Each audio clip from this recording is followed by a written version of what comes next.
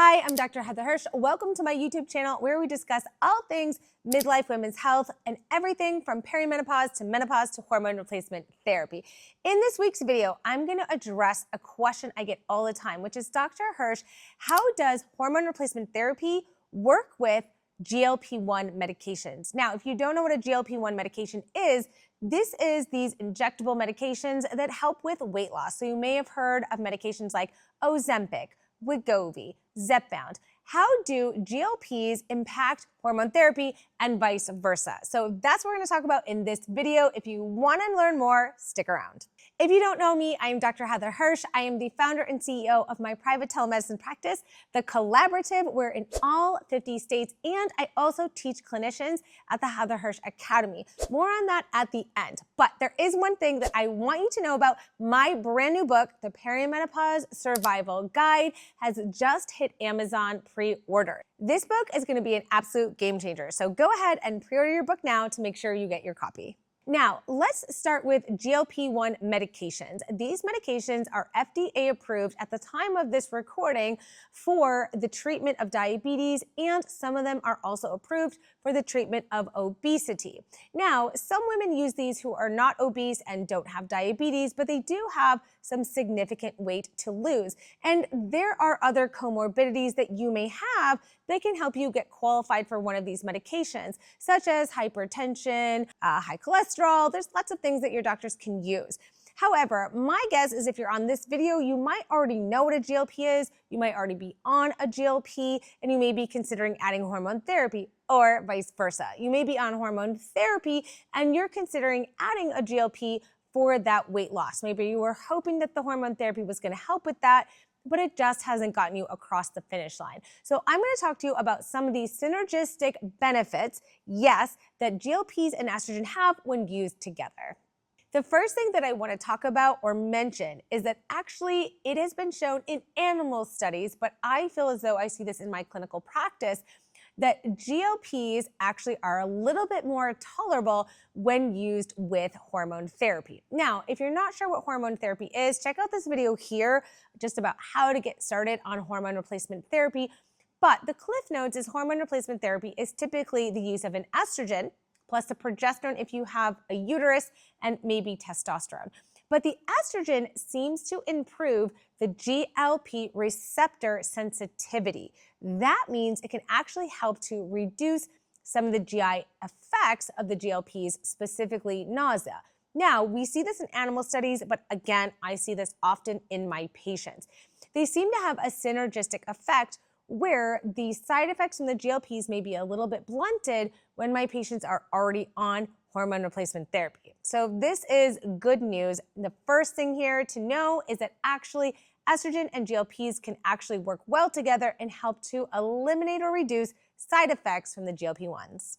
Now, this is really important, is that we also see that GLPs tend to be slightly more efficacious at lower doses when women are also using hormone replacement therapy. Isn't that crazy? Now, studies on this are actually very small and somewhat limited, but again, in my clinical experience, because I treat women every day with both hormone replacement therapy and GLPs, we definitely can see that lower doses of GLPs tend to have a bigger impact on weight loss in patients on hormone replacement therapies. So what hypothesis could there be for this? Well, I've talked about this in other videos, but we do know again that estrogen improves insulin sensitivity. So if insulin's functioning a little bit better, this means that the GLP is also going to be ready to go once these two are combined.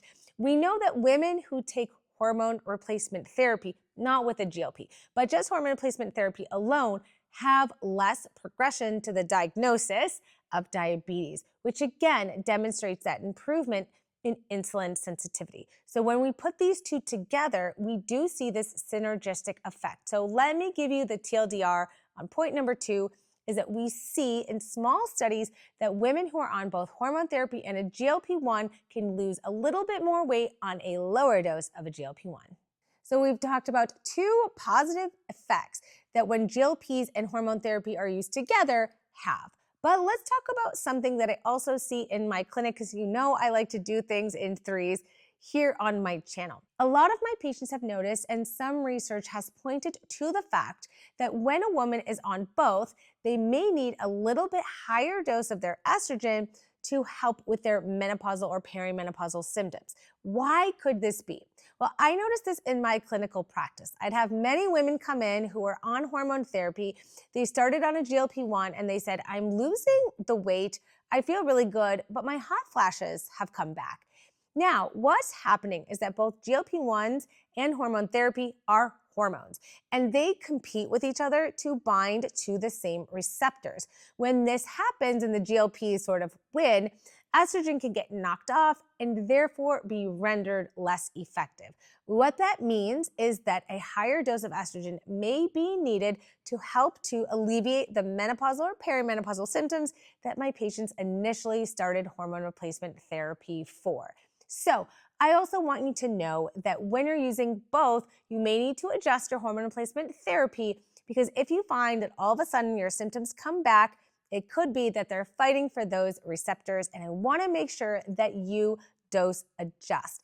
Now, a lot of women think, aren't I losing weight and maybe smaller, so I need less estrogen? And again, because of that competition for the receptors, you may need an increase in your estrogen dose. I'm really excited for more research on this topic. I really see so many women who are using both. Now, I want to end this video letting you know that there is not one right way through the perimenopause to menopause transition. I'm not necessarily saying that I advocate for all women to use GLPs, but I do see a lot of my patients use GLPs with great success.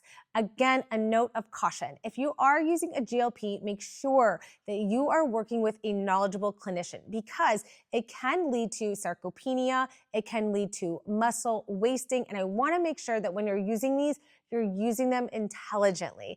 If you are looking for a clinician, I want to tell you where you can find one. Of course, you can look up The Collaborative. It's my private telemedicine practice. We are in almost all 50 states. You can find the links for that in the description below. You can also check out the Heather Hirsch directory. So that's heatherhirschdirectory.com. Anyone on this list has been trained by me, and they take a modern evidence-based approach to the use of hormone replacement therapy. We really always help our patients get FDA-approved hormone replacement therapy because it's the safest, it's the most effective, and it's also the most cost-effective.